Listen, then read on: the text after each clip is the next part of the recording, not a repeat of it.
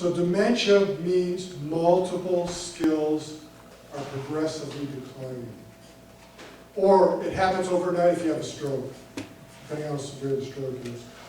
This is where people start thinking about placement decisions, stage 6.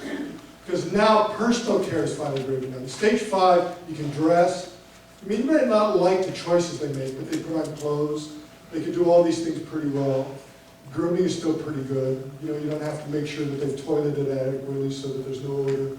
All this stuff. In stage 6, those things are breaking down. The language is breaking down more. Depending upon you and how you are, this is where people start thinking about bringing the aides in.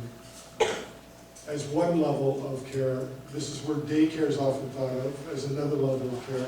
Or sometimes, depending upon the severity, this is where placement decisions start becoming, at least in the back of your mind. And then there's always those marital vows, promise to love, honor, obey, and take care of no matter what.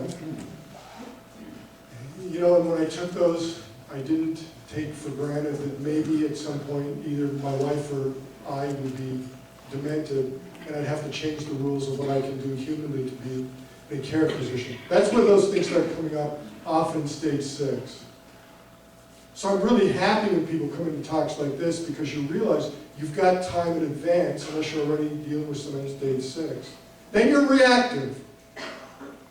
Now if you go looking for placement because you've had a crisis, they wander out in the middle of the night, you can't find them. Police bring them home. Now we've got a crisis, we've got a new situation. Where are you going to go? Well, you know, you're in an emergency, you're in a crisis, you're probably going to go to the quickest, most easy, most nice marketer. If you've done your homework with the Alzheimer's Support Network and visited the facility, you'll, oh, there's the place I can talk with them. I can talk with them about what to do. What's my plan? How do I place? What do I do? Or you can be proactive and say, you know, it's gotten to this level. We've discussed this because we've discussed it early, if you're lucky enough to have done that. You say, we're going to follow the plan. Or they're too forgetful to follow the plan, but at least you have the plan so you don't have to feel as guilty because you're not making all the decisions by yourself because you've already known it, like a living will. Placement is when you become somehow to the point as a caregiver where you just can't manage anymore. Many people do it by crisis. Or if someone becomes incontinent, that often is a trigger issue. But not everybody. Some people are perfectly good at adult grooming. Other people aren't good at grooming their spouses or their parents. It's a very tricky and delicate issue. Hostility, aggression. Well, that's tricky because a lot of facilities don't want to deal with that either. A lot of tricky things, but placement often comes from crisis.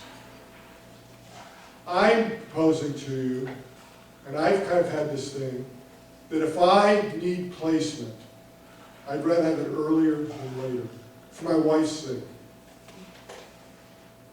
And I want her to have a plan so she can do it that way. Now, not everybody has that luxury. I do because I'm still able to think about it. Now, some of you aren't in that position anymore, then you have to work with people. Please don't go it alone. There are lots of resources out there. I mean, these people are here 24/7 for you, literally. I don't know how they do it. They will help you through these really hard decisions. You don't have to do this independently. Okay, there's lots of help. And they will help you not make an impulsive decision.